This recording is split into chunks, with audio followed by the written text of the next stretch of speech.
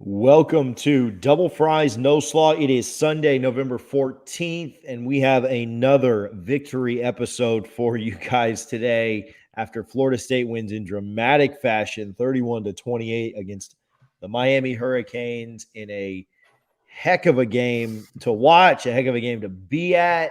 Man, I think we're still all kind of riding the high. I wasn't even out of my seats yet, and Harlan was calling me from from Doak, ready to kind of rant. And I'm sure he had a good. I haven't listened to it yet, but I'm sure he had a good time on No Cap Sunday this morning. Richie, I know the answer to this, but how are you doing this morning?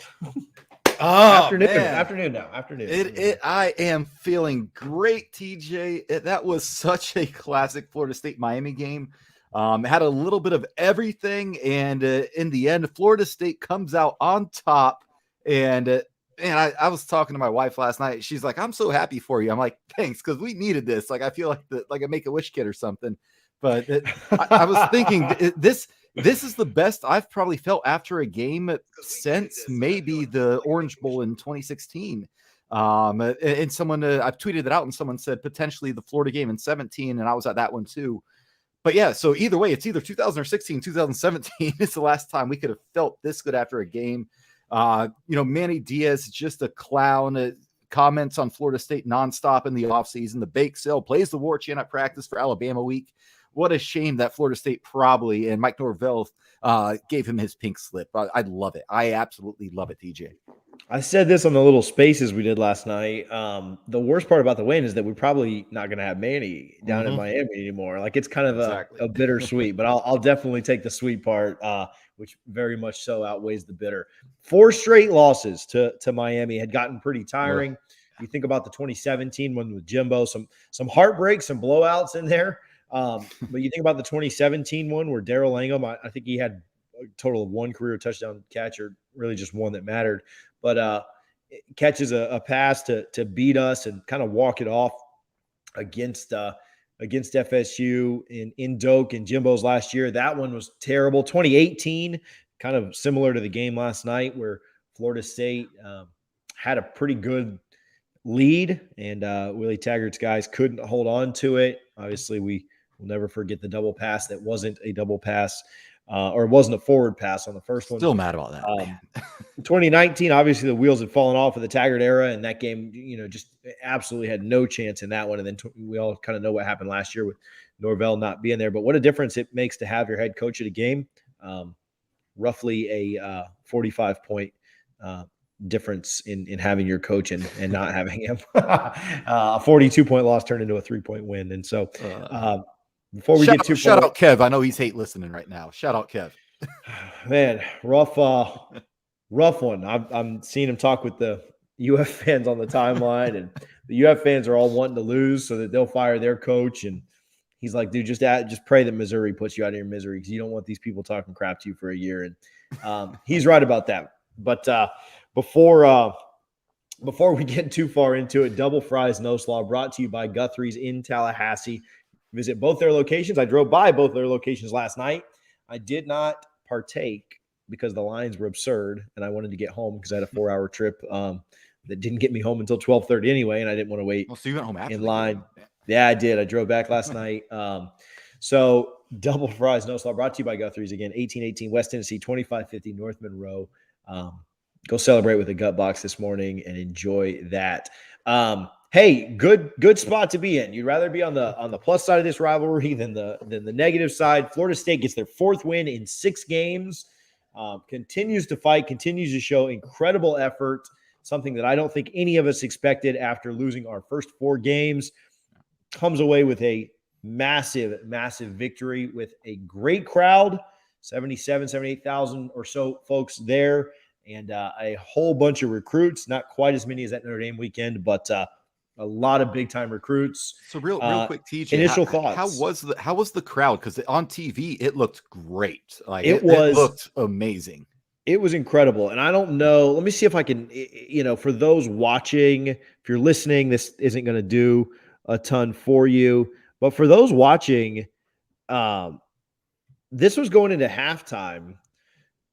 And so, that's the away sideline there. Oh, if I hit this, you'll kind of be able to see it without that little thing.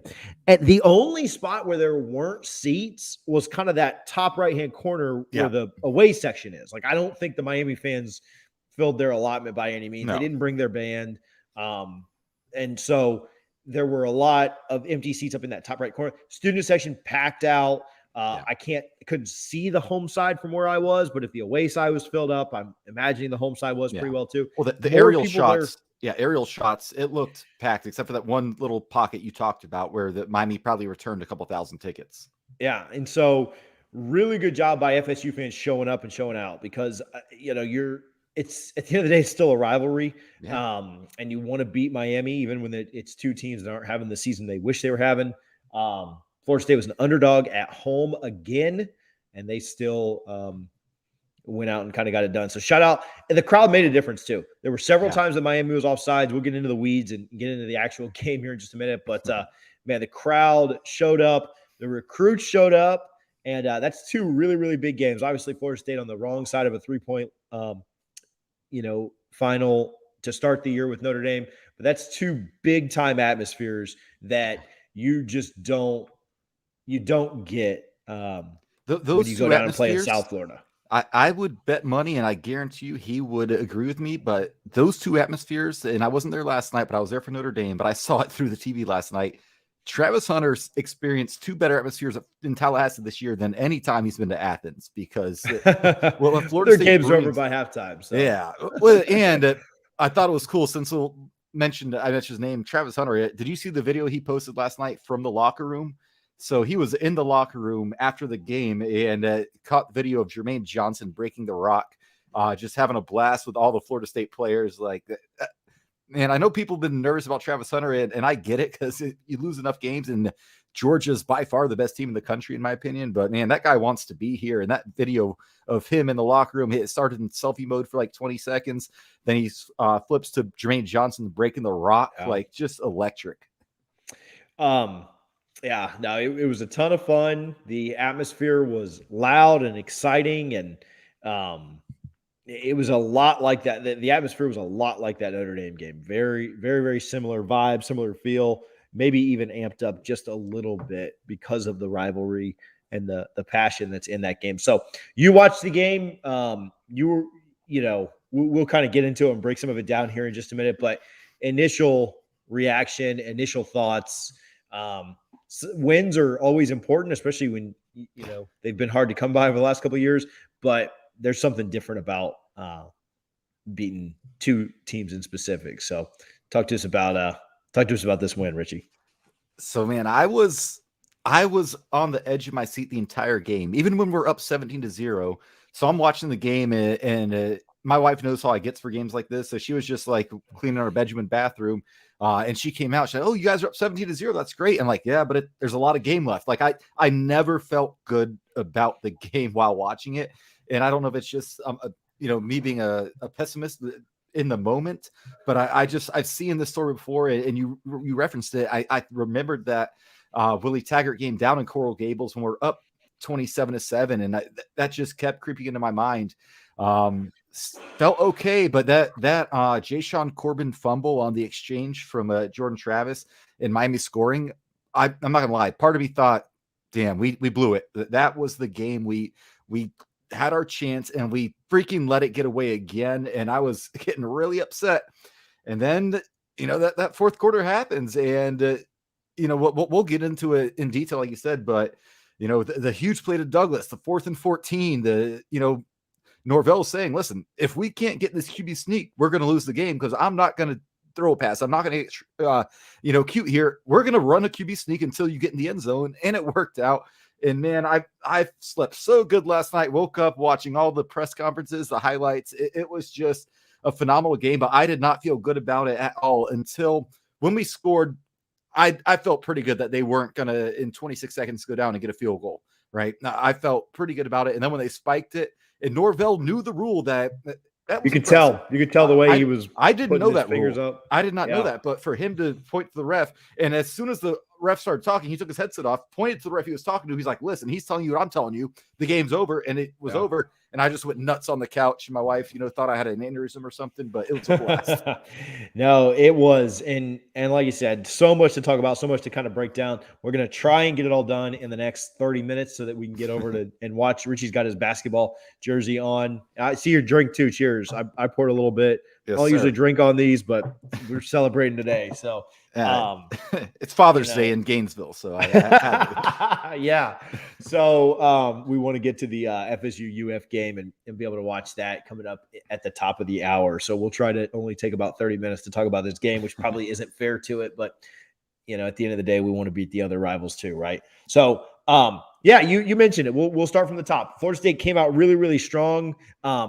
Had some massive takeaways and just, they weren't just like awful throws. Now, obviously, like any interception is not going to be, you're going to second guess and wish you hadn't thrown it. But they went up and like took balls away. Yeah. Like it was like, we're going to go up and get this. And to me, that was the biggest thing early was the defense got after it and just absolutely said like, no, we're going to dominate this. We're going to control this game from the outset. And that's exactly what they did. The defense on the very first drive of the game forces a 3-and-out on the second and third drives of the game, gets interceptions on the next drive of the game, recovers a fumble on the next drive of the game. On the next two drives, forces punts. The defense was spectacular in the first half. Did give up the touchdown on Miami's last drive. And they were able to score there to make it 17-7, but the defense went out and made the difference. I did think the offense left a little bit to be desired. We get really, really good field position over and over and over and over again. And to only come away with 17, though you're happy with a 17-point lead. Don't get me wrong. I mean, obviously you'll take a 17-point lead in any game ever. It kind of felt like we left Miami in it by not being able to capitalize, having to settle for a field goal at the end of the half, missing a field goal, not being able to do as much as I think we would have wanted to with the opportunities we were given. But at the end of the day, you go to the half up 13 points.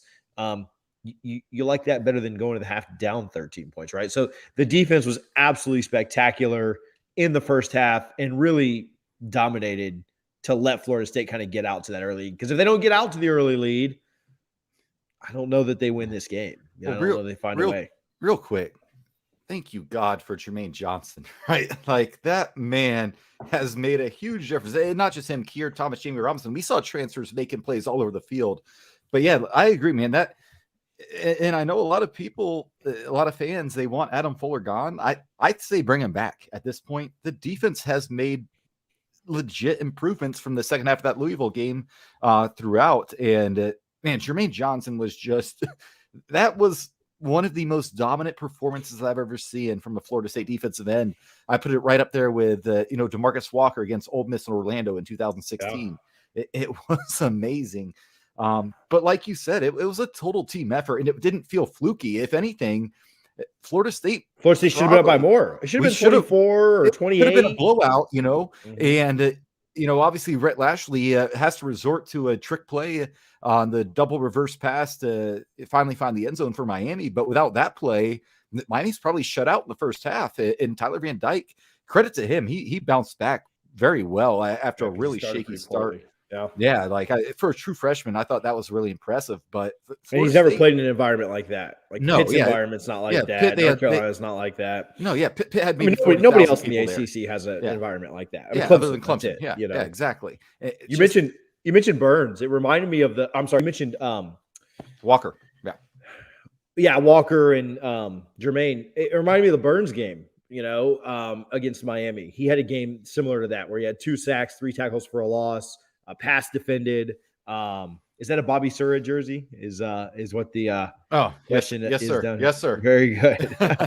But it reminded me of Burns where and I was actually, you mentioned Kev. I was texting with Kev this morning, yesterday on the way up to Tallahassee, and I even told him like, man, I really don't feel good. I think that you guys we need to win the turnover battle. And he was like, yeah, I think the only thing that kind of keeps you guys in it is if Jermaine Johnson, 11 just goes off and has like a Burns type game. And he nailed that prediction for sure. And so it was fitting, obviously, that he broke the rock at the end of the game. But shout out the defense, both Jamie Robinson, which that should have been a catch. Like the Cooper throw was a little underthrown. He went up and got it, no doubt about it.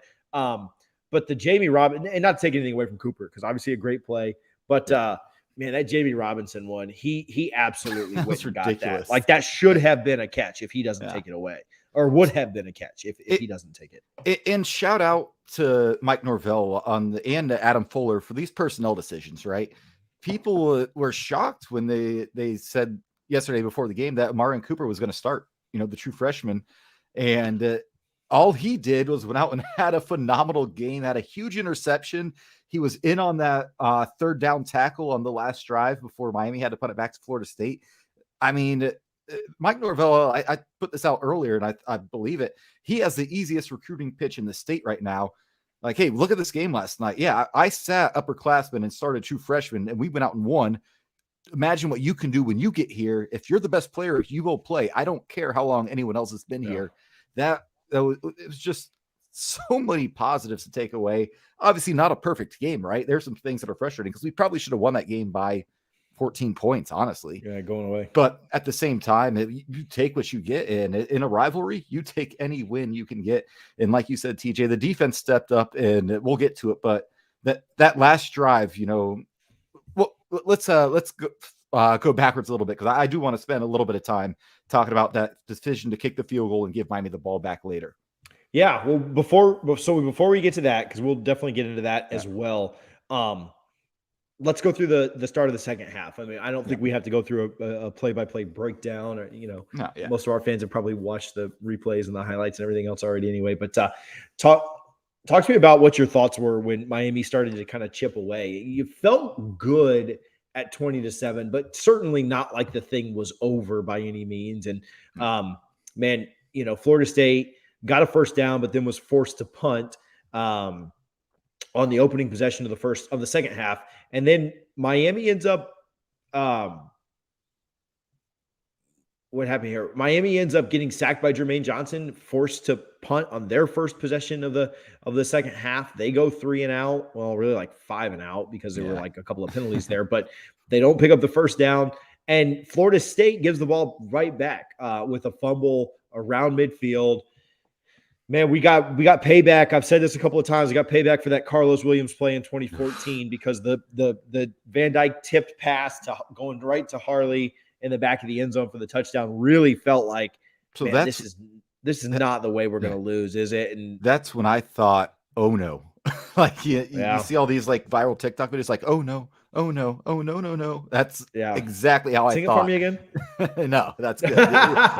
you have the clip forever now. Unfortunately, you're right. Yeah, but yeah, when they got that, man, it just felt like such a backbreaker. So much like, man, I hope that this does not end up coming back to, because you made a play on the ball, like it was a great play on it. Yeah, it was just like that 2014 game. Like Jameis threw a terrible pass and it got tipped straight up in the air. Fell into Carlos Williams' lap, and we walk in the end zone, not to take the lead, but to cut into a 1-score game. So it was just like, what do you got? Refill? What do you got? A refill up there, or did you pour 2? Oh yeah. No, I come prepared. My man. It's we beat Miami pod, and we're about to beat Florida pod too. So yeah, I may have just laid some healthy change on that Florida game. We'll talk about that in just a minute. But they score to cut it to 1 score, and a ton of time left. 8 minutes left in the third quarter. So it's like you're not able to kind of run the clock out there. Florida State moved the ball pretty well on the next drive, thanks in large part to a face mask, but could not. A Ja'Kai Douglas pass, not his only play of the game. Obviously, there's one a little bit later, but an 18-yard pass to Douglas for a first down, and then a 15-yard penalty on a Travis 5-yard run. And we had the ball inside of Miami territory, threatening to get into field goal range. Obviously, I had missed a long one earlier, so you probably thought, like, I need another first down or maybe even 2 to be really sure about this. But from Miami's 37, had to punt the ball. And, shout out Master Mono. There's been times where he struggled this year, but a beautiful punt down to the 3. Unfortunately, Miami was able to go 97 yards and score a touchdown. Running into the kicker, running into the on a missed field goal, a short field goal by them, it was a long field goal attempt, but The kick was short. Got it running into a kicker. I couldn't see it from where I was. They said there's some chatter on the timeline about him being kind of pushed into him. I don't know if you saw that or not. I did see he held him up, so he didn't get the roughing, but I could not see that. I don't know if you noticed it or not.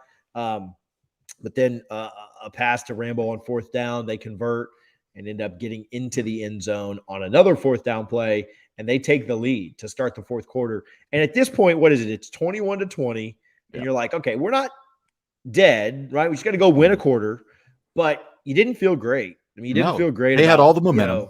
Yeah. And it just did not feel great. You then go 3 and out, and they go 73 yards in 6 plays to take an 8-point lead. And that was this is where it gets interesting. This is where it's like, man, down 8, and you had them. I mean, Jermaine Johnson got a sack. It was 2nd and 19. Yeah. And you're like, man, this is it. Force them to a field goal. We'd be down 6. Or I'm sorry, down 4. Go score a touchdown. We'll win. No big deal. Yeah.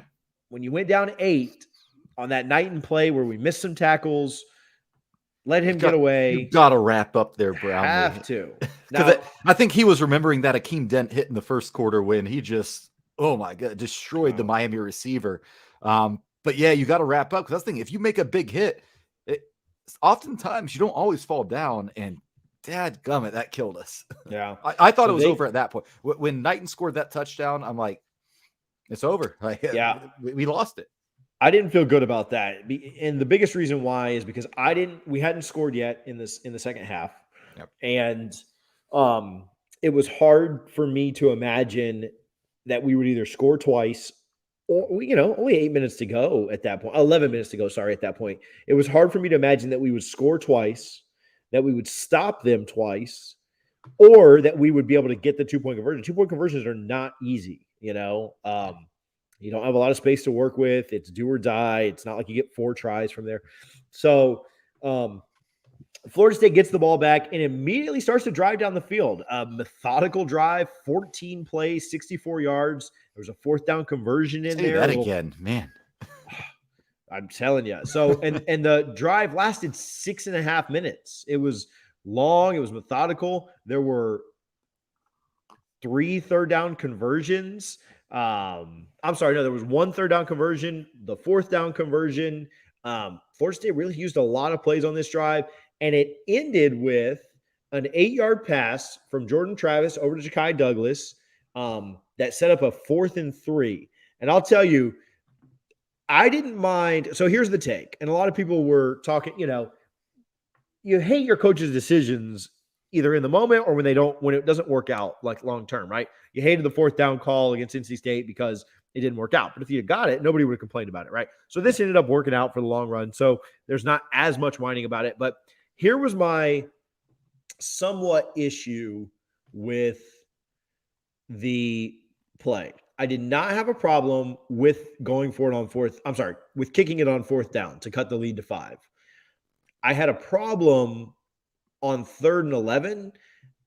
I think you take a shot there because we were on the 19. So I know that Fitzgerald's been hot and cold at times this year, but I don't think that moving from the 19 to the 11, I don't think that 8 yards made a difference. I think he'd have made the field goal from the 19. And so if you know that you're going to kick it either way, now if it had been 4th and a half a yard, maybe he goes for it. But if you know that you're going to kick it either way, I'd rather you tell Jordan, hey, throw this beyond the sticks or take off, run it, get the 1st down or don't, we need to get past it. So that's really the only problem I had. And that's a slight issue because I haven't even rewatched the game to know if maybe that was his 4th read. Maybe there was nothing down the field. But other than that, I didn't have a problem with the field goal. So that 3rd down play call led me to believe that Norvell was operating in 4-down territory, right? Because like you said, he didn't go for the sticks.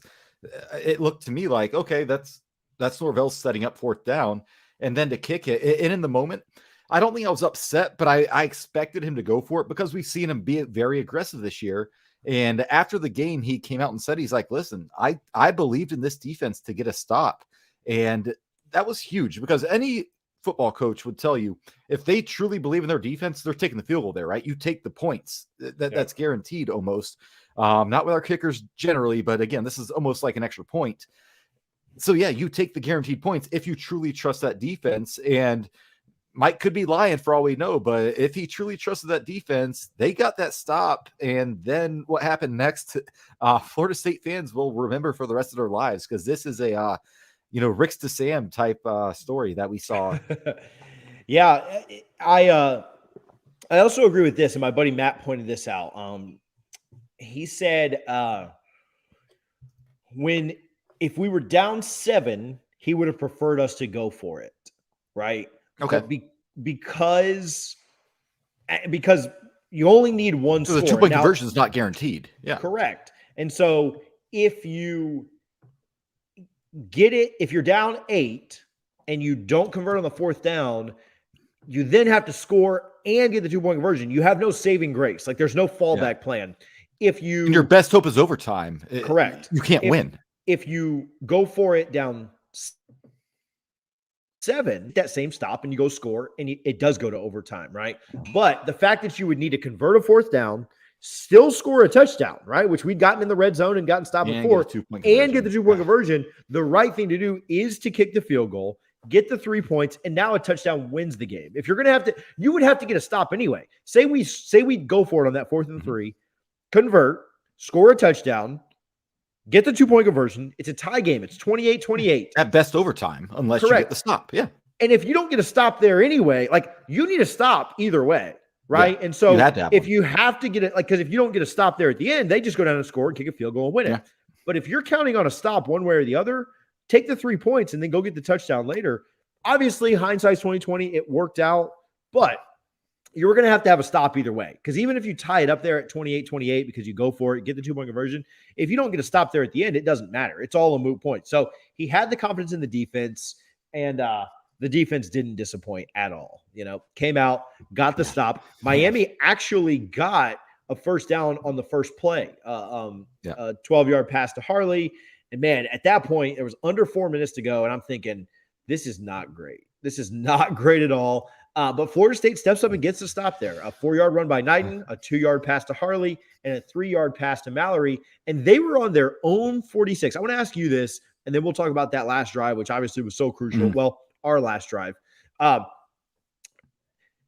and 1 from their own 46. You have to go for it. I think you go for that. You have to go for it. I understand there because it's the ball game. I get that they were on their side of the field, but I don't know if you get 1 yard, like you'd run 4 plays on that drive, and you'd gotten 12 yards, 4 yards, 2 yards, and 3 yards. We had not. We stopped them theoretically from getting like a big gain, but we hadn't stopped them yet. There were no incomplete passes. There were no 0-yard gains. There wasn't even a 1-yard gain. They were moving the ball on every play of that drive. Yeah. And their drive before that, they were moving the ball on every single drive too. That was the touchdown to Rooster. And so I don't know. We had not been stopping them. Now, we had been limiting them, right? Like they weren't running off 10-yard runs. But man, just to have to get 1 yard with how they had been moving the ball in the second half, like, I'm a big fan. Now, hindsight's 2020. If they punt the ball and we don't go score, they say that was the right decision to kick. But if they get that first down, the game's over, man. I really think that they should have considered going for that. And I was very happy that they didn't. I'm glad that Manny played conservatively. And he's a defensive coach. He said he did the same thing that Mike did, and saying, I'm going to trust my defense to get this stop. But I think it was wrong. So I think they should have gone. If I'm a Miami fan this morning, here's my biggest problem with that. If the game is tied, or if you have a 3-point lead or less, I get punting it there because they're 1 first down away from being in field goal range, right? But with a 5-point lead, only a touchdown beats you. He essentially, he bet on his defense, but he had the chance with his offense. He could have said it. And to your point, TJ, this might be his reasoning. He's a defensive-minded head coach.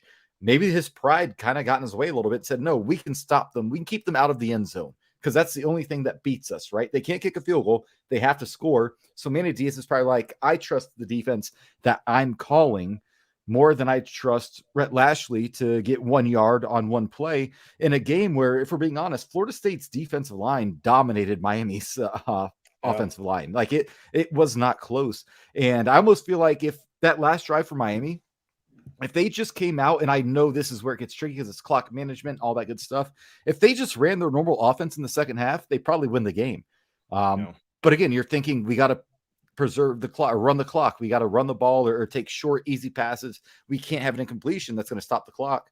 But yeah, I think if they were running their normal offense that they had run the whole time, which obviously it looks really risky in that situation, they might have won the game. But hey, I'm glad everything worked out the way it did.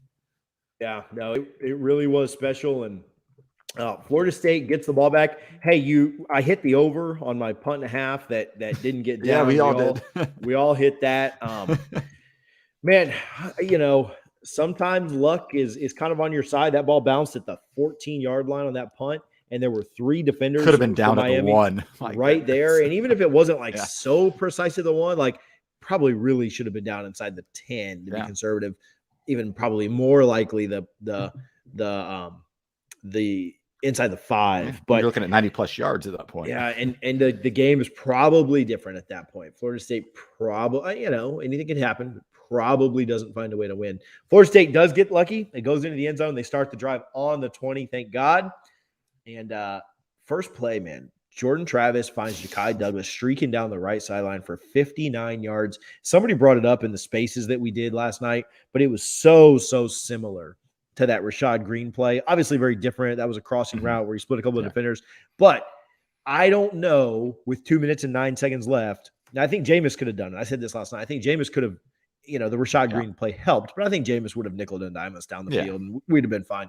I don't know that we do that last night. I think we needed that big shot play to get us down there in range to do something special. I don't know that we'd have done enough. You remember the Louisville game where we did drive to the 50, but we just couldn't get over the hump. I know that was with Milton, not Travis. With so little time left. Quit on the play. With so little time left, I don't know that Florida State would have been able to do enough. And so thankfully, huge play. Yeah. Thankfully, that pass, Ja'Kai Douglas made another big play against Notre Dame. He had the big third down in this game. Touchdown as well. Notre Dame. Yeah. And so, man, what a playmaker that kid is. But huge to get down there to 1st and 10 on Miami's 21. You guys know what happened next. A couple of a 1-yard run, an incompletion, tried to go back to Ja'Kai Douglas, a false start. And then that's when I thought for the next time, I'm like, well, we blew it again. We keep getting these chances. That false start, I'm like, 4th and 14, no way. Nobody thought 4th and 14. We have struggled to, it's just not just us. 3rd and 4th and long is tough. You just don't convert. We were 3 for 15 on the third down yesterday. Yeah, and then you add yards to it, it becomes very, very difficult. And so, man, you talked about Parchment and so talk about making up for a mistake earlier. I don't want to say quit on the route. Norvell said it was a miscommunication, which is fine. It probably was, maybe, but the way you're watching and you're looking at it, it looks like he just stopped running, and that is what he did. But man, I think that for him to catch that 4th and 14, obviously just such a huge play. In fact, I think let's see how good I am, but let's see if we can get this up real quick. I think we can. I don't know. This play was just so great. It goes down in Florida State history. It literally 25 years from now, people will be talking about, man, that Parchment 4th and 14 from Jordan Travis. That literally is what he went from going to, a relatively unknown player 20 years from now to literally he has stamped his. Well, he's the opposite of Fortson now, right? We all remember Fortson for the wrong reason. Well, you can no longer tell the story of the Florida State Miami rivalry without Andrew Parchment, and that's a big deal. Good for him. Yeah, let's watch it. It was a ton of fun. I don't mind watching it one more time. I'm good. Let's watch it. Number 25. I don't know if you can hear it. Yeah, I can hear it. Travis delivers. Down to the 1. What a play. Yeah, man. Shout out to FSU putting that little video together. Obviously the ESPN broadcast there, but man, I'll tell you. And like I said, we're a little bit lucky with the way that the ball bounced in the end zone. A little bit lucky that he went down there on the 1 yard line. Yeah, because they would have had some time. They would have had a little more time. It was a little under a minute to go there when he got that. Miami, Mandy waited a little bit of time. Weirdly, there was that play happened with 58 seconds left. He called a timeout with 46 seconds left. He's not a great game manager at all. Probably why he will lose his job here. Well, he did Jordan it in the first half too. You noticed that? Like at the end of the first half, kill the clock in the first half. Like Manny, very weird. I'm so sad he's getting fired. Probably. I'm sad that we're gonna get Mullen fired in 2 weeks too. But yeah, right. First and goal from the 1 with 41 seconds left. 46 seconds left. Jordan Travis runs for a gain of no yards, and it forces Miami. We didn't lose any yards. That's what I was saying to the guy next to me in the box. I just said, like, that's fine. I hope we do that again. Just don't lose yardage. Yeah, I really didn't want it to get to a 3rd or 4th down because, like, then it's like, if you do lose yards, you do have false start.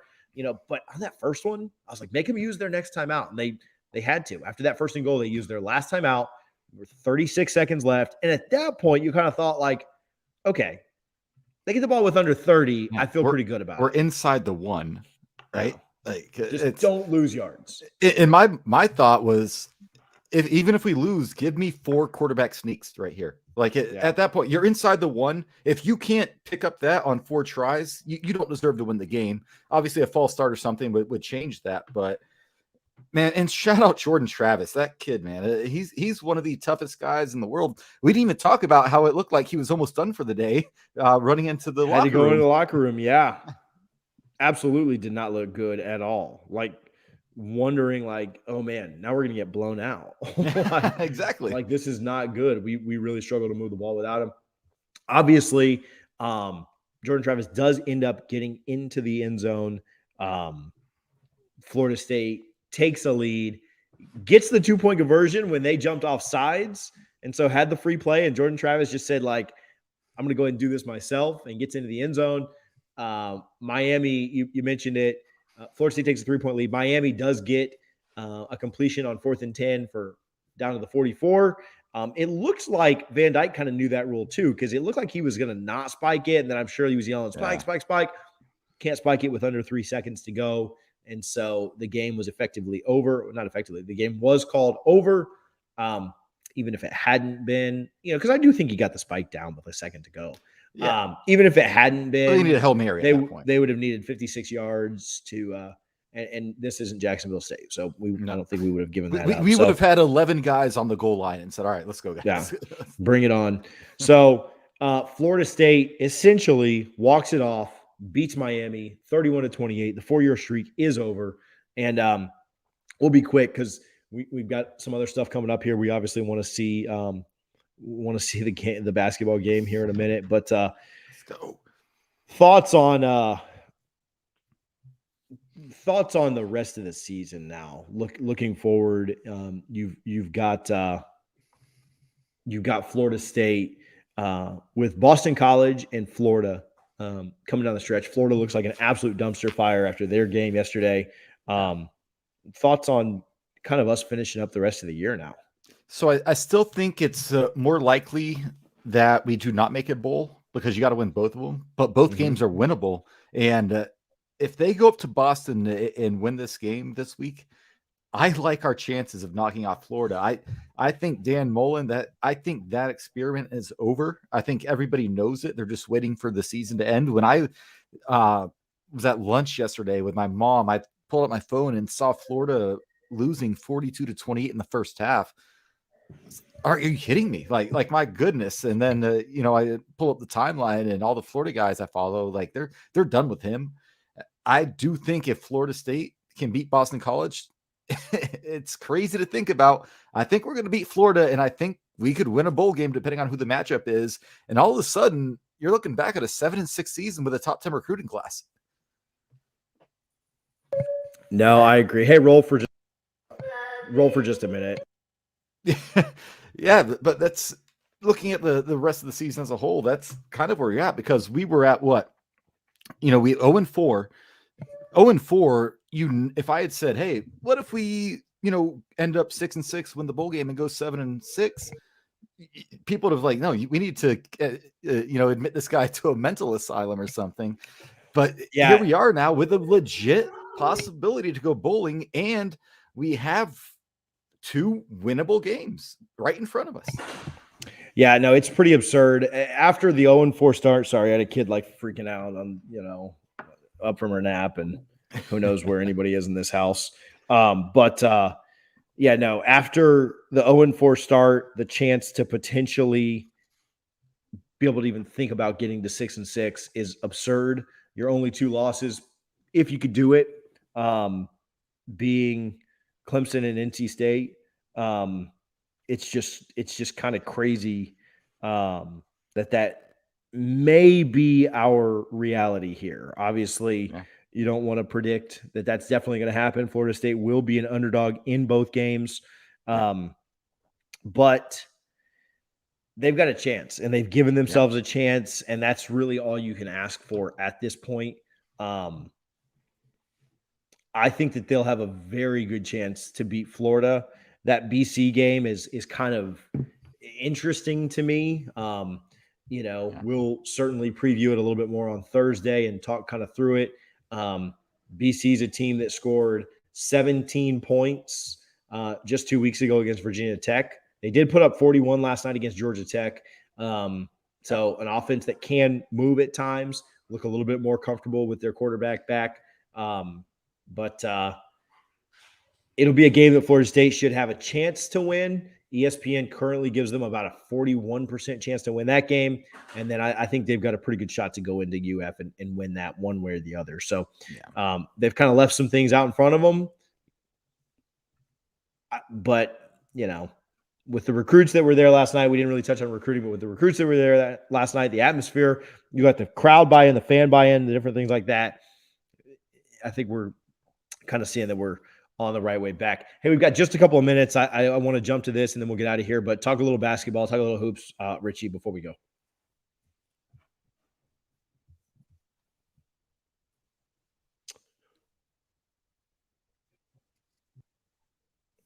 Florida playing here in just a town on Wednesday or Thursday night? No, Wednesday night. Yep.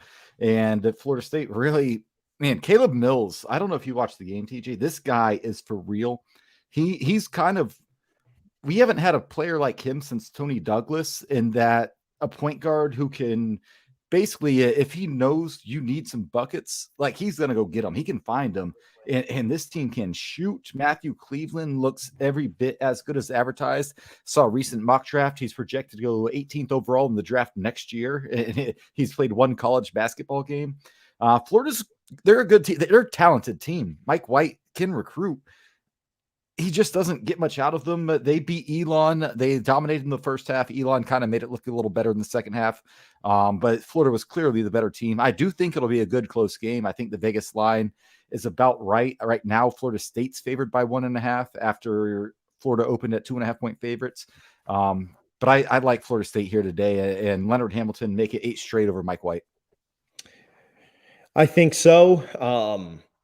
I've talked with a few Florida people, and they'd like to win, but I think they think that the same will happen. Obviously, it'll be a close game. It could go either way, but give me the Noles in this one. Hey, rivalry game on the road, 1-point win. I'm happy. Like, it doesn't matter. Give me a point. Give me 2 points so I can hit this bet. But, there you go. But let's go Noles. Let's have an exciting one there. Hey, we're gonna probably do a Twitter Spaces at some point today. If you're not familiar with that, just go to Twitter. And if you follow either Richie, myself, the Double Fries account, we'll retweet everything from all of them, where we kind of talk a little bit about the basketball game while it's on, and maybe some things that'll happen on the recruiting aspect. So these are 8.5%, TJ. So the Spaces could be fun by the second half of the game. I might have to put Richie on mute, depending on how many more IPAs he has. But I agree with you, Thorin. We're beating Florida in both those. Let's go. Both those sports. So let's get it. NFL football today, FSU UF basketball, man, let's go. Richie, you got any shout outs or anything? Shout out my mom. Today is her birthday. I took her out to lunch yesterday, had a great time. She is enjoying her retirement and getting ready to spend probably the next few months in North Carolina with my sister, who's expecting her second child in a few weeks. So shout out mom. I don't know that I have anything. Shout out my wife who watched my kids so that I could go up to the game yesterday. A lot of fun and get to do that a ton, but it was nice to do that yesterday. So, hey, let's go watch FSU basketball beat UF. Hopefully I don't get that revisited by Tia or somebody here shortly, but should be a fun one. Richie, enjoy it. We'll be back in the thank you, man. We appreciate the love. We'll be back on Thursday to preview the BC game. Hopefully we'll have a basketball minute in there after a win against UF. Yes, sir. But excited for that, and we will see you guys then. We'll see you on the Spaces on Twitter in maybe an hour or so. An hour or so, yeah. Let's see what's going on. We'll just fire that up at some point. You'll see it on the top of your timeline if you log into the app. Retweet it and hang out with us. So we'll talk soon. Go Noles.